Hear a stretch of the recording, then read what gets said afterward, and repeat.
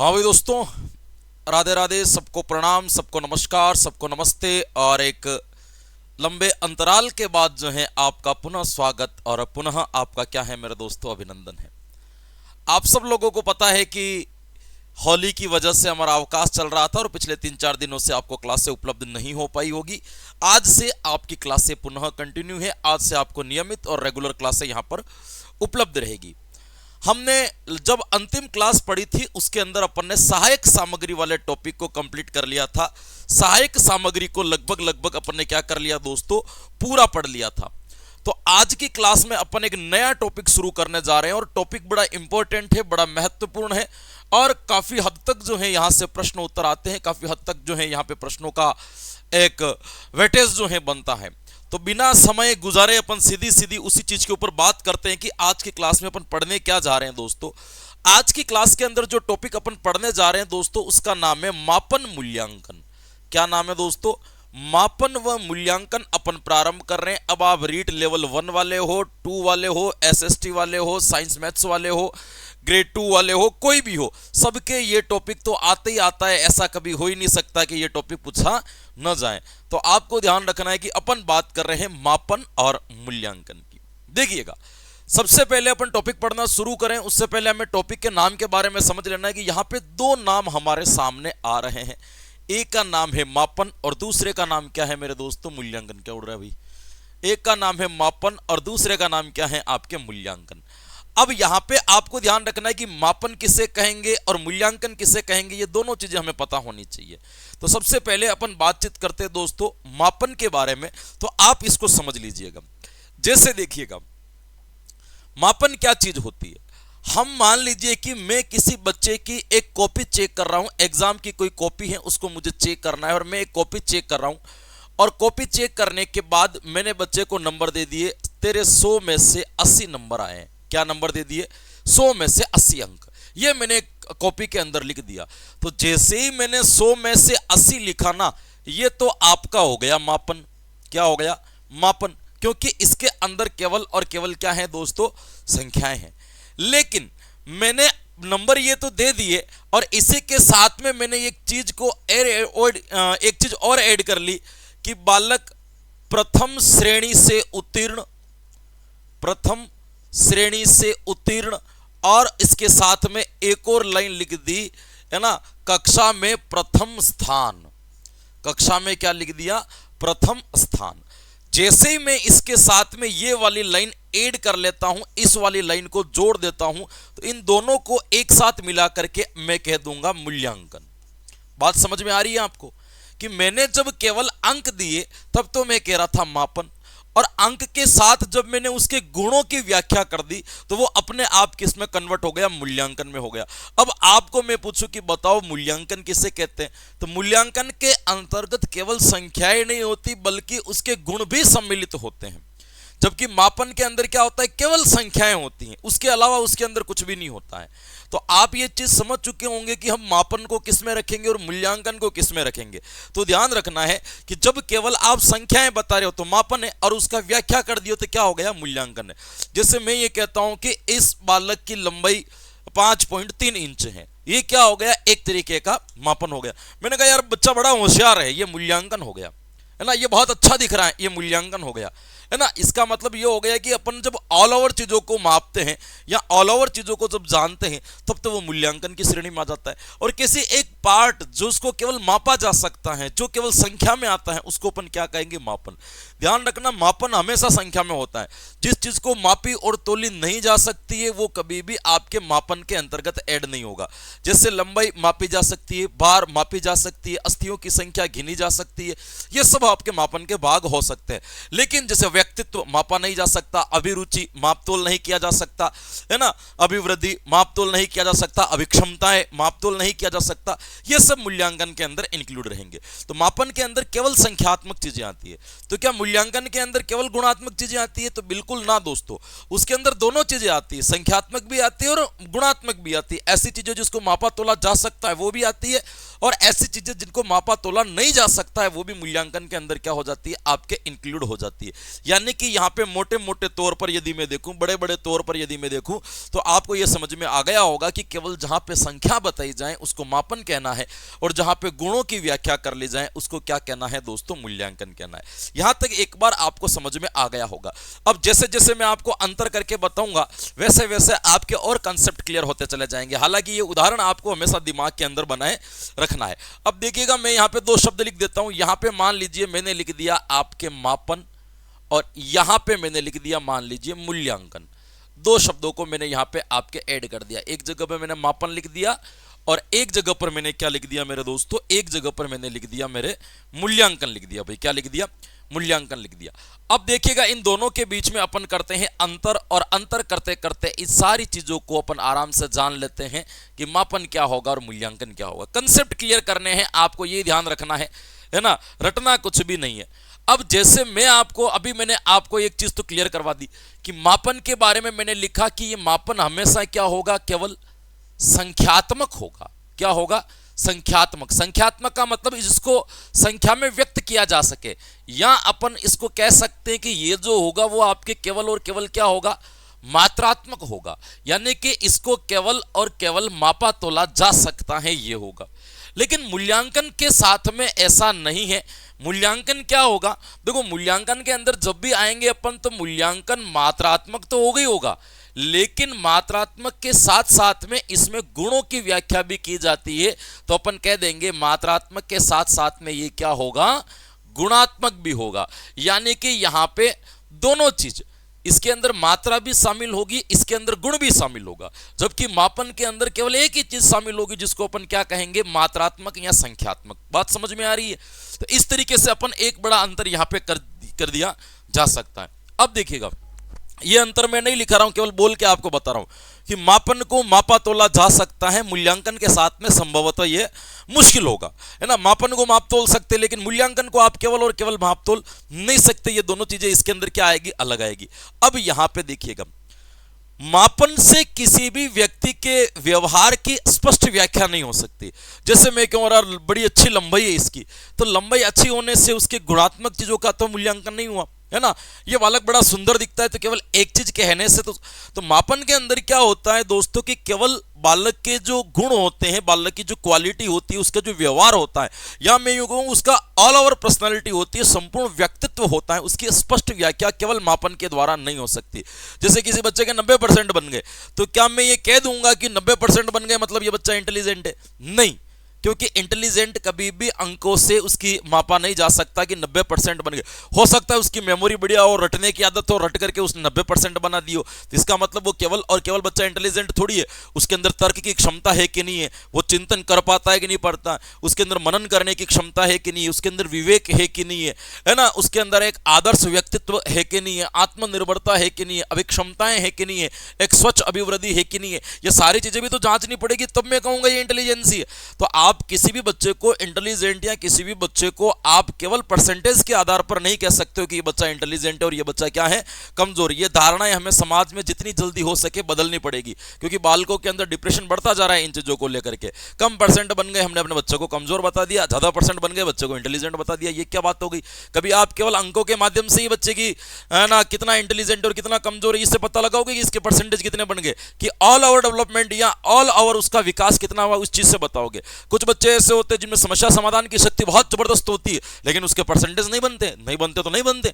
तो इस परसेंटेज नहीं बन रहे, इसका मतलब बच्चा क्या है, कमजोर थोड़ी है तो वो क्या है, आपके इंटेलिजेंट ही है। इसलिए परसेंटेज से कभी भी इस चीज को आंका नहीं जा सकता। तो अपन यहां पे ये कह रहे हैं कि मापन के द्वारा कभी भी स्पष्ट व्याख्या नहीं की जा सकती। तो मैं यहां पे ये लिख दूंगी दोस्तों कि यह स्पष्ट व्याख्या नहीं कर सकता, स्पष्ट व्याख्या नहीं कर सकता, या इससे स्पष्ट व्याख्या नहीं होती, इससे स्पष्ट व्याख्या नहीं होती। जबकि मूल्यांकन से क्या होता है मेरे दोस्तों, मूल्यांकन से स्पष्ट व्याख्या हो सकती है। इससे बालक का संपूर्ण पता चल सकता है, स्पष्ट व्याख्या की जा सकती है, स्पष्ट व्याख्या हो सकती है या स्पष्ट व्याख्या की जा सकती है। यह आपको ध्यान रखना। मूल्यांकन से सब कुछ पता चलता है, मापन से कुछ भी पता नहीं चलता है। ऐसे ही अपन एकाध अंतर और निकालते, देखो अभी आपको और समझ में आ जाएगा। जैसे देखिएगा, मैं आपको ये कहूं कि मापन के द्वारा या अपन जो मापन लेते हैं या उसके बाद में अपन क्या लेते हैं दोस्तों, मूल्यांकन लेते हैं, तो हमेशा इन दोनों चीजों के अंदर अपन देखेंगे कि मापन लेते समय हमें बहुत कम समय का सामना करना पड़ता है। मापन के अंदर कोई ज्यादा समय नहीं लगता, बहुत सामान्य तरीके से जो है अपन पता लगा सकते हैं, है ना, कम समय में मापन किया जा सकता है। लेकिन जब मूल्यांकन की प्रक्रिया से गुजरते हैं तो हमें समय अधिक लगता है। क्यों लगता है अधिक? क्योंकि केवल संख्या नहीं बतानी है, उसके गुण भी बताने। यदि गुण बताने तो उसमें समय क्या लगेगा? अधिक लगेगा। तो अपन ये कह सकते हैं कि एक अंतर अपन और भी निकाल सकते हैं। वो क्या निकाल सकते हैं कि मापन की प्रक्रिया को निष्पादित करने में इस प्रक्रिया में समय कम लगता है। इस प्रक्रिया में समय कम लगता है, कम लगता है। इस प्रक्रिया में समय अधिक लगता है। इस प्रक्रिया में समय क्या लगेगा आपके? समय अधिक लगता है, अधिक लगता है। यह भी एक बड़ा अंतर आ जाएगा, ये आपके समझ में। एक आपको ध्यान रखना है कि मापन की व्याख्या जब भी की जाती है, मापन की व्याख्या हमेशा जो होती है वो वस्तुनिष्ठ तरीके से होती है। यानी कि वस्तुनिष्ठ का मतलब सटीक होती है कि 90% तो बात खत्म, इससे आगे कुछ नहीं है। लेकिन मूल्यांकन की व्याख्याएं हमेशा हमें आत्मनिष्ठ रूप में करनी पड़ती है, क्योंकि मूल्यांकन में केवल आपको अंक नहीं बताने बल्कि उसके संपूर्ण बताना है। जैसे मैं आपको ये पूछूं कि उस बच्चे की लंबाई कितनी है, एक उत्तर आएगा 4 फीट 5 फीट, खत्म बात। लेकिन मैं वो लड़का कैसा है, अब आपको अगर ये चीज बतानी है तो इसका मतलब आपको उस चीज के ऑल ओवर चीजों के बारे में क्या करना पड़ेगा? एक लंबा डिस्कस निकालना पड़ेगा, एक लंबी उसके बारे में क्या करनी पड़ेगी? व्याख्या करनी पड़ेगी। ये भी आपको ध्यान देना पड़ता है। तो अपन यूं कह सकते हैं कि मापन जो होता है हमेशा एक पक्षीय होता है, केवल एक पक्ष पर बल देता है। किस पर बल देता है दोस्तों? एक पक्ष पर बल देता है। लेकिन मूल्यांकन जो होता है, मूल्यांकन के साथ में ऐसा नहीं है, यह सभी पक्षों पर बल देता है कि केवल एक चीज पर नहीं, सभी पक्षों पर। दिखने में कैसा है, उसकी लंबाई कैसी है, उसका व्यवहार कैसा है, वो सोचता कैसा है, उसके अंदर नैतिक गुण कितने हैं, उसके अंदर सामाजिक गुण कितने हैं, इन सभी चीजों को मोड़ तोड़ करके या इन सभी चीजों को जानने की प्रक्रिया को अपन क्या कहेंगे? मूल्यांकन कहेंगे।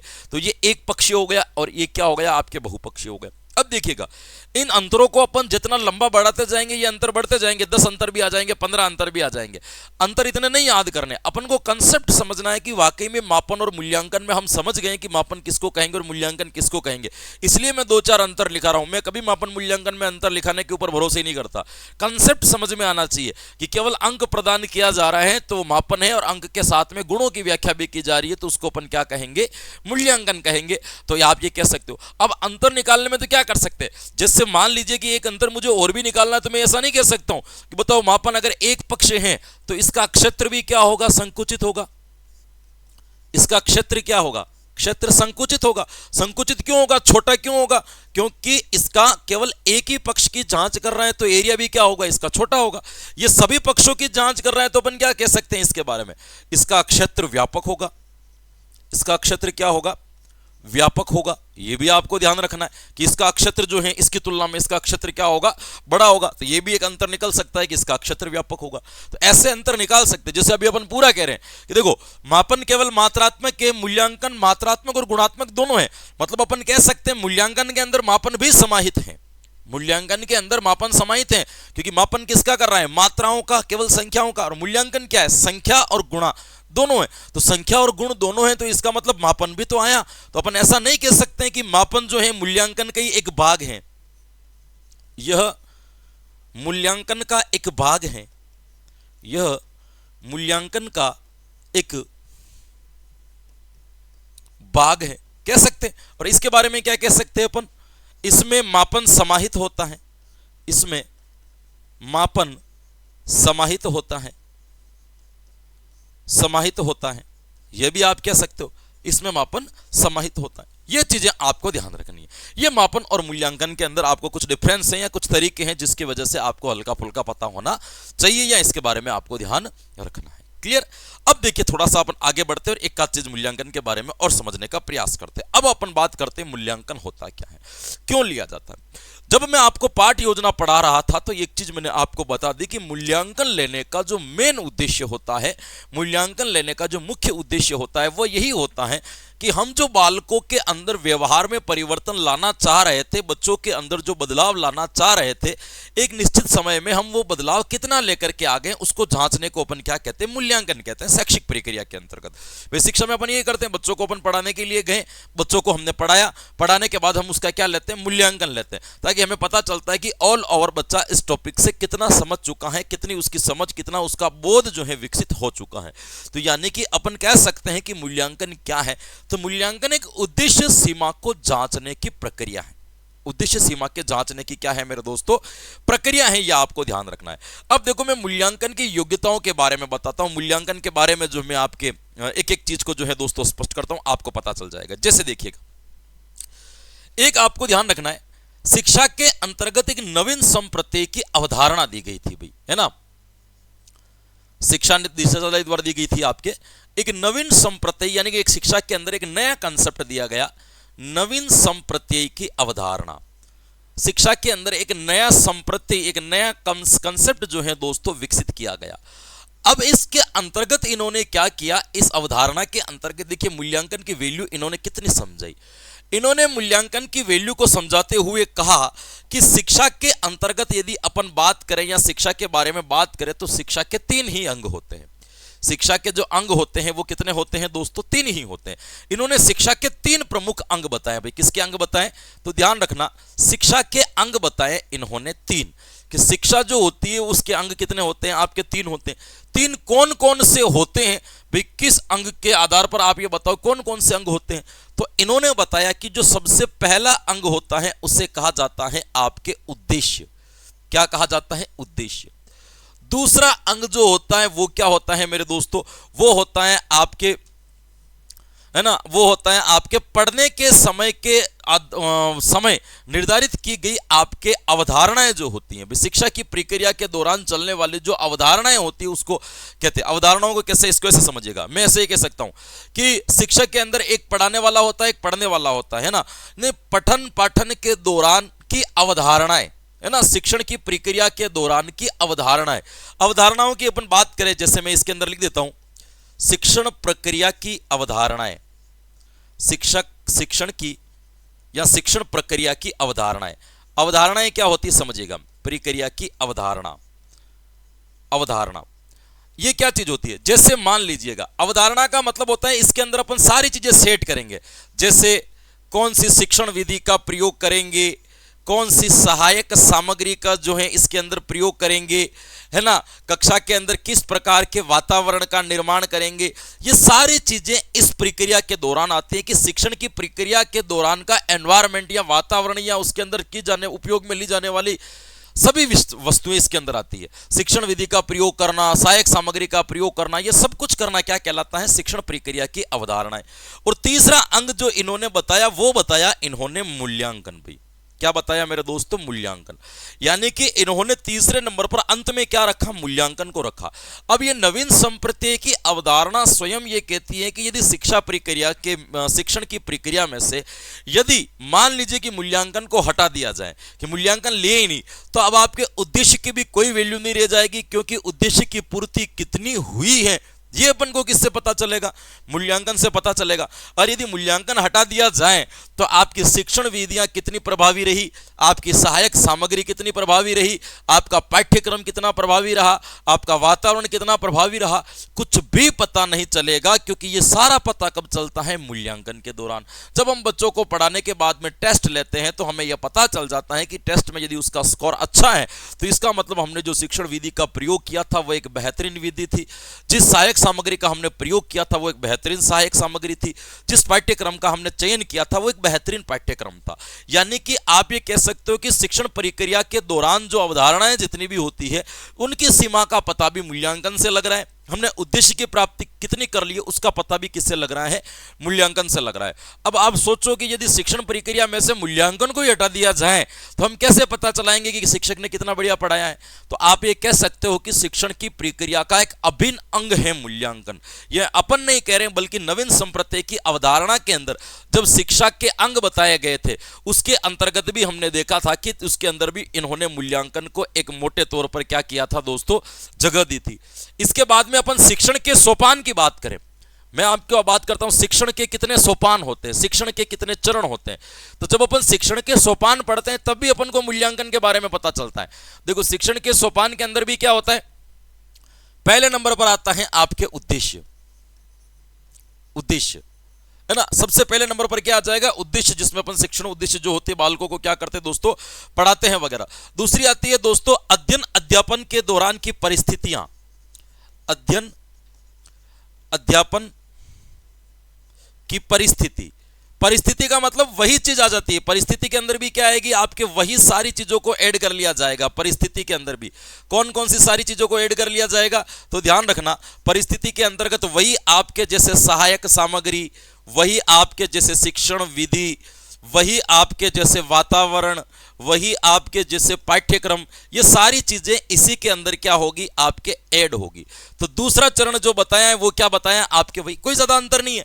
और तीसरे नंबर पर इन्होंने क्या बता दिया, मूल्यांकन। अब आप खुद देख लो, शिक्षण के जो 3 चरण बताए गए हैं उसमें से भी अंतिम चरण में जो जगह दी गई है वो भी किसको दी गई है, मूल्यांकन की। तो इससे और पता चल जाता है हमें कि वास्तविकता में मूल्यांकन की वैल्यू शिक्षण प्रक्रिया के अंतर्गत सर्वाधिक है।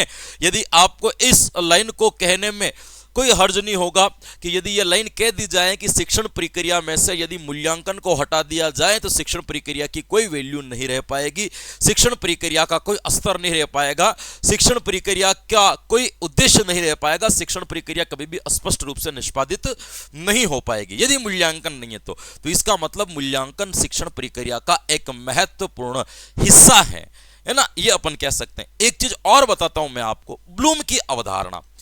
अपन ने पढ़ा था कि जो आपके लेकर के आया था, है ना, ब्लूम की अवधारणा यदि अपन पढ़े, अपने पाठ योजना में हल्की फुल्की पढ़ी थी, तो ब्लूम ने मूल्यांकन की एक अवधारणा बताई थी। ब्लूम ने किसकी अवधारणा बताई थी दोस्तों, मूल्यांकन की अवधारणा बताई।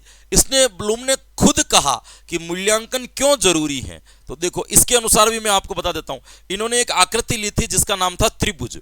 भाई कौन सी आकृति ली थी दोस्तों, इन्होंने एक आकृति ली थी, वो किसकी ली थी, आपके त्रिभुज की एक आकृति ली थी। और त्रिभुज की आकृति के ऊपर क्या किया, ये सबसे ऊपर वाला जो भाग है यहां पे लिख दिया इन्होंने उद्देश्य। भाई क्या लिख दिया, यहां पे लिख दिया इन्होंने उद्देश्य, यहां पे लिख दिया इन्होंने अधिगम अनुभव, अधिगम अनुभव, और इस वाले भाग पर इन्होंने लिख दिया मूल्यांकन। यह ब्लूम की त्रिस्तरीय जो है अवधारणा कहलाती है, त्रिपदीय भी कहलाती है। अब देखिए इन्होंने क्या कहा कि जब भी आप बालकों को क्लास में पढ़ाने के लिए जाते हो तो आप सबसे पहले क्या करते हो, उद्देश्य बनाते हो। उद्देश्य क्या है, वही कि हम बालकों में क्या परिवर्तन लाने हैं, हम बालकों के अंदर क्या चेंजेस देखना चाहते हैं, हम बालकों का किस प्रकार से निर्माण करना चाहते हैं, वो सब क्या कहलाते हैं, अपने उद्देश्य कहलाते हैं। जब हम उद्देश्य बनाते हैं और फिर कक्षा के अंदर क्या करते हैं, पढ़ाने के लिए जाते हैं, और पढ़ाते समय वही अपन सहायक सामग्री, शिक्षण विधि, पाठ्यक्रम का प्रयोग करते हैं, तब बालकों को क्या प्राप्त होते हैं, लर्निंग एक्सपीरियंस, यानी कि अधिगम अनुभव बालकों को यहां पर प्राप्त होते हैं। अब हमें यह पता है कि हमने बच्चों को अधिगम अनुभव दे दिया, यानी कि हमारे पास में जो अनुभव था उस पाठ्यक्रम के अकॉर्डिंग हमने बच्चों को दे दिया। लेकिन हमने बच्चों को दे तो दिया, लेकिन बच्चों के पास में पहुंचा है कि नहीं पहुंचा है, इसका पता कैसे चलेगा, तो इसका पता चलेगा आपके मूल्यांकन के द्वारा चलेगा। भाई किसके द्वारा चलेगा, मूल्यांकन के द्वारा, कि आपने जो अधिगम अनुभव दिया है वो कितने प्रभावी रहे या कितने प्राप्त हुए, वो भी इससे पता चलेगा। आपके उद्देश्य की पूर्ति कितनी हुई है वो भी किससे पता चलेगी, मूल्यांकन से पता चलेगी। अब इसमें से मान लो मैं मूल्यांकन को ही हटा दूं तो ये न तो ये उद्देश्य काम के रहेंगे ना अधिगम अनुभव काम के रहेंगे। मेन भूमिका जो निभाता है वो कौन निभाता है, मूल्यांकन। भले ही अंतिम रूप में होता है, शिक्षण प्रक्रिया के दौरान सबसे अंत में आता है मूल्यांकन, उसके बावजूद भी मूल्यांकन की वैल्यू उद्देश्य से भी अधिक है, क्योंकि जांच जो होगी इनके अनुसार। अब देखिए मान लीजिए क्या हो गया, ब्लूम कहता है कि आपने कोई उद्देश्य बनाए, कोई एक चैप्टर पढ़ाया, चैप्टर बनाने के बाद में आपने मूल्यांकन लिया, तो मान लीजिए बालक के कितने आए, 100 में से 70 नंबर आए, तो आप क्या अनुमान लगाओगे कि हमने जो अधिगम अनुभव 100% बच्चों को दिए थे उसमें से बालक कितना सीखा, 70% सीखा, तो कितनी कमी रह गई, 30% की कमी रह गई। ये किसको पता चला, मूल्यांकन से। तो आप क्या करोगे कि इस 30% के फिर से क्या बना दोगे, उद्देश्य बना दोगे, नए उद्देश्य बनाओगे, फिर बच्चे को क्या दोगे, अधिगम अनुभव दोगे, फिर बच्चे का क्या लोगे, मूल्यांकन लोगे। अब आपको पता चला कि अब बच्चे के 100 में से 90 नंबर आ गए। अब आपको पता चला कि अभी तक बच्चे में कितनी कमी चल रही है, 10%। तो आप फिर क्या करोगे, इस 10% के नए उद्देश्य बना दोगे। फिर इस 10% के क्या लोगे, वापस बच्चों को पढ़ा करके बालकों को क्या दोगे, अधिगम अनुभव दोगे। फिर इसका क्या लोगे, मूल्यांकन लोगे। तो एक समय पर जाते जाते बच्चे के 100 में से 100 अंक आ जाएंगे। तो हम क्योंकि बार बार पुनरावृत्ति आपको करनी पड़ती है, बार बार रिपीटेशन आपको करना पड़ता है, बार बार जो है इसको दोहराना जो है आपको पड़ेगा, क्योंकि ब्लूम खुद कहता है कि मूल्यांकन से ही पता चलेगा कि बच्चे ने कितना सीखा है, और जितना कम सीखा है उसका उद्देश्य बना करके बच्चों को क्या करो, फिर से सिखा दो। तो इसीलिए यहाँ पे इसके बारे में ये कहा जाता है, ब्लूम के बारे में ये कहा जाता है कि ब्लूम हमेशा पूर्ण रूप से सीखने पर बल देता था कि उद्देश्य की पूर्ति पूरी हो, और उद्देश्य की पूर्ति पूरी हो इसके लिए आपको मूल्यांकन लेना पड़ेगा, जितनी कमी है उसको बार बार। इसीलिए तो आपके चैप्टर कम होंगे। विद्यालय में आप पढ़ाने के लिए जाओगे, नौकरी लगेगी, 6ठी क्लास में मान लीजिए हिंदी पढ़ा रहे हो तो 10-12 चैप्टर मिलेंगे, है ना। 9वीं 10वीं में जाओगे तो भी इतने ही मिलेंगे। तो आपके पास में 220 दिन 250 दिन आपके पास में काम करने के हैं, चैप्टर आपके पास में 12 है, तो आप करोगे क्या? क्योंकि आपको ब्लूम के आधार पर पढ़ाना है, एक पैराग्राफ पढ़ाना है, बच्चों को पढ़ाना है, कितना समझ में आया, जितनी कमी रही उसके फिर उद्देश्य बनाना है, फिर पढ़ाना है।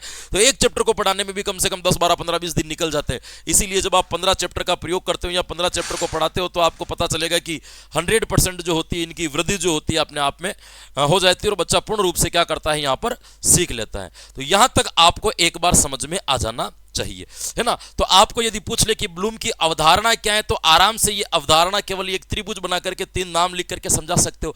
आपको पूछ ले कि बताओ शिक्षण के सोपान कितने, तो ये 3 सोपान मैंने आपके सामने लिख दिए, उद्देश्य, अध्ययन, अध्यापन की परिस्थिति, और क्या होता है आपके मूल्यांकन।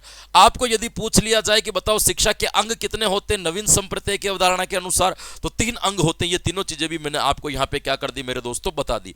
उसके बाद में मैंने ये चीज आपको क्लियरली बता दी है कि मापन क्या होता है और मूल्यांकन क्या होता है। दोनों के अंदर स्पष्ट अंतर करके मैंने आपको बता दिया कि मापन एक संख्यात्मक और मात्रात्मक होता है, मूल्यांकन मात्रात्मक और गुणात्मक दोनों रूप के अंदर हो सकता है।